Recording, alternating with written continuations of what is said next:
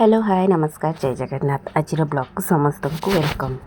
तो संध्या बेले आम जाइलु मार्केटिंग किसी शॉपिंग करने। तो मो झील आ मो हस्बैंड आम 3 जन मिसिकी जाइलु।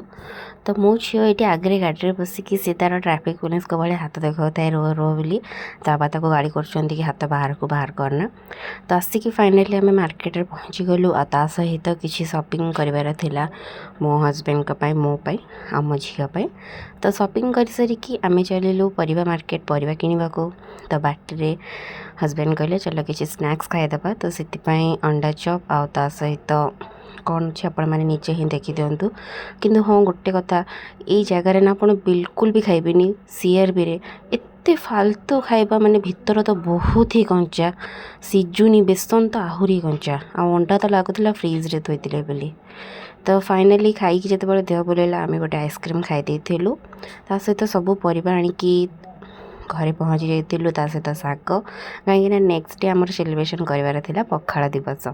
तो ओडिया मानकर पखाड़ होची प्राण आपण मैंने समस्ते जानी आपण मैंने भी पखाड़ दिवस सेलिब्रेट कर ना मत निश्चिंत कमेंट मध्यम जनइबे। तो पखाड़ दिवस पे मु पखाड़ भात लेंबू माने पखाड़ भात लेंबू आ लेंबू पत्र जोटा भूसंग पत्र सब छुंक मार देती। ता सहित ये शाग भजा आउ बैगण भजा पणस को पिठो कर देती भेंडी रे सोरिष मसला देकी भाजी आउ एपटे देखु काकुड़ी सालाड ता सहित आलू आउ छोट छोट करके भेंडी भजा भाजी देती पखाड़ दही पकईकी छुंक मार देछि केते सुंदर लुक देखा जाउछि। ता सहित आलू आउ टमाटो चटनी सिझेकी रखी देती ताकू चटनी कर देछि। एते खरारे पखाड़ खाईदेले ना पेट को बहुत शांति मिले। तो आज भिडियोटी एटी रहा। आज भिडियोटी केमिति लगिला मते निश्चिंत कमेंट माध्यम जनइबे। रहिली जय जगन्नाथ।